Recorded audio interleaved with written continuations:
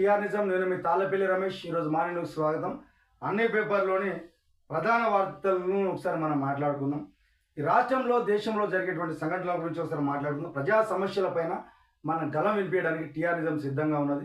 దయచేసి మన ఛానల్ను సబ్స్క్రైబ్ చేసుకోండి, షేర్ చేయండి. ఎందుకంటే ఈ వార్తలు ఎక్కువ మందికి షేర్ చేయాలన్నా, ఎక్కువ మందికి చేరాలన్నా మీ యొక్క సపోర్టు సహకారం అవసరం. కాబట్టి ఒకసారి దీన్ని ఒకసారి ముందుకు పోవాలని చెప్పేసి టిఆర్ నిజం నుంచి గుర్తు చేస్తాను. ఒకటి బాగా అనిపిస్తూ ఉన్నది, ఇక్కడ దేశంలో రాష్ట్రంలో అంత అభివృద్ధి చెందుతాను, అందరు మంచిగా ఉన్నారని చెప్పేసి అనిపిస్తూ ఉన్నది. నిన్న మన దృష్టికి ఒక వీడియో వచ్చింది, దాన్ని ఒకసారి ప్లే చేసుకుందాం. అది ఒకసారి చూద్దాం, అసలు ఏం జరిగింది, అది ఏంటిది అనేది ఒకసారి మనం చూసుకుందాం. అసమానం తొలగిస్తామని చెప్పేసి చెప్తా ఉన్నది ప్రభుత్వాలంతా.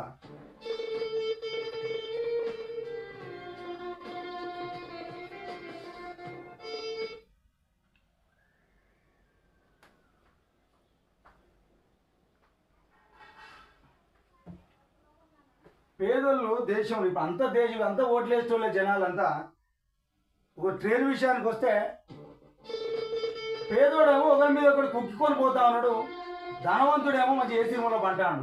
పేదోడు గుళ్ళికి పోతే గంటల ఎరపడి నిలబడాల్సి వస్తుంది, వాడేమో ప్రశాంతంగా ఉంటాడు. పేదోడికి జ్వరం వస్తే కింద పడ్డాడు, ధనవంతుడు వస్తేనేమో వాడిని సపరేటు ఒక కథ కార్ఖానం ఇదంతా జరుగుతూ ఉంది. ఇగో బస్సులలో కుక్కితోడు మంచి ఈయన బ్రహ్మాండంగా ఆయనకు నచ్చిన విధంగా పోతాడు. ఇది రిచ్ మ్యాన్ వ్యవస్థ.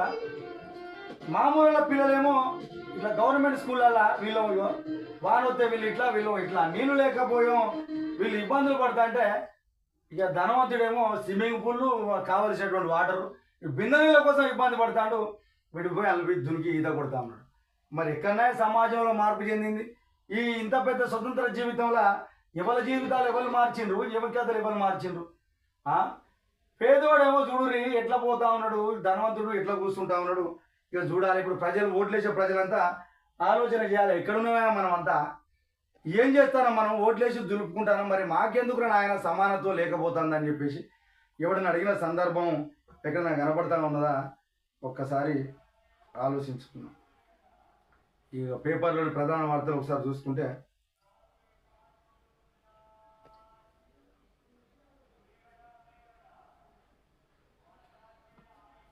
గ్రేట్ తెలంగాణ పేపర్కి సంబంధించి పంచాయతీ సీఎంకు ఎన్ని క్యాంపు కార్యాలయాలు ఎందుక మీనాక్షి నటరాజన్ పిటిషన్ తిరస్కరించిన వెనుక రాష్ట్రంలోని ఆ పార్టీల నేత హస్తం ఉన్నది.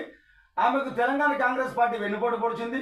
విద్యార్థుల ఫీజు రియంబర్స్మెంట్కు నగదు లేదు, కానీ సీఎం సోకులకు 100 కోట్లు ఖర్చు పెడతారా బీఆర్ఎస్ పార్టీ ఎమ్మెల్యే మాజీ మంత్రి హరీష్ రావు అంటా ఉన్నాడు. ఏమే నువ్వు పని చేస్తలేవు, నీకు ఎక్కడెక్కడో కార్యాలయాలు కట్టుకుంటా ఉన్నావు, నీ చుట్టూ కాంపౌండ్ కట్టుకోవడానికే చాలా డబ్బులు ఖర్చు పెడతాను, రాష్ట్రం అప్పుల కుప్పగా ఉన్నది, మరి నీకు ఎట్లొస్తానే సోకులు పడతానే అని చెప్పేసి అంటాను. ఇక ఇదోసారి చూద్దాం.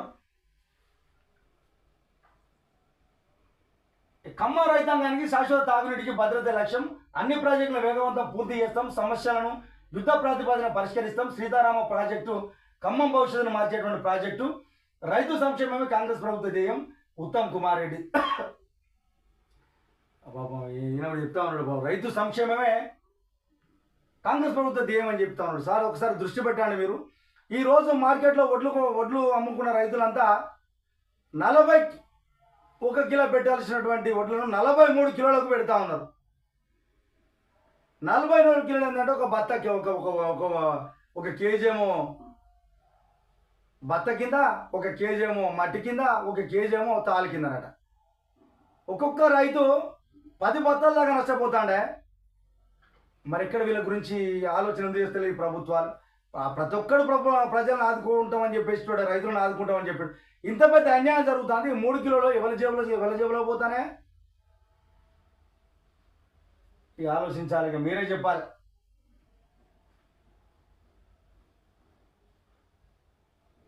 ఇక ముదురుతున్న టీఆర్ఎస్ టైటిల్ వార్ రంగంలోకి మరో పార్టీ. కవితకు వచ్చిన తర్వాత కవితకు పార్టీ పేరు వాళ్ళు ఎంతమంది టీఆర్ఎస్ ఉన్నదాన్ని బీఆర్ఎస్ చేసిర్రు. ఇక ఖాళీగా ఉన్న పార్టీని కవితక తెచ్చుకునే దానిపైన వివాదాలు కొనసాగుతూ ఉన్నాయి. అది ఎంత దూరం పోతుందో చూడాల్సినటువంటి అవసరం ఉన్నది.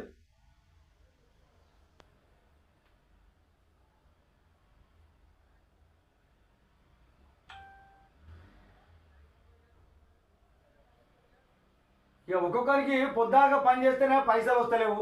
ఈ మోహన్ నాయక్ అనేటోడు 100 కోట్ల పైగానే అవినీతికి పాల్పడని చెప్పి చెప్తా ఉన్నాడు.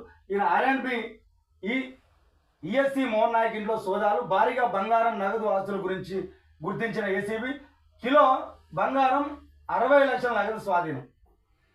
మరి ఇంత పెద్దగా జరుగుతూ ఉంటే మరి వీరంతా ఏం చేస్తారని ఆయన ఎక్కడ పోతారు, ఈ ప్రభుత్వం వ్యవస్థ అంతా ఎక్కడ పోతా ఉంది, ఇంత పెద్దగా సంపాదించి ఎందుకు దృష్టి పెట్టలేకపోతా ఉన్నారు? ఇప్పుడు గుళ్ళే ఉండికాన్నేమో సీసీ కెమెరా పెడతారు, మరి పెద్ద పెద్ద కార్యాలయాల్లో పనిచేసేటువంటి దగ్గర సీసీ కెమెరాలు ఎందుకు పెడతలేరు, వాళ్ళ ఫోన్లను ఎందుకు చెక్ చేస్తలేరు, ఏ విధంగా చేస్తూ ఉన్నారు? వీళ్ళకు ఉద్యోగాలు ఇచ్చారని ఆయన మీరు సక్రమంగా నిర్వర్తించారంటే ఆ ఉద్యోగ బాధ్యతలు విమర్శించి అవినీతికి పాల్పడి 1000 కోట్లకు 100 కోట్లకు పడగలెత్తుతా ఉన్నారు.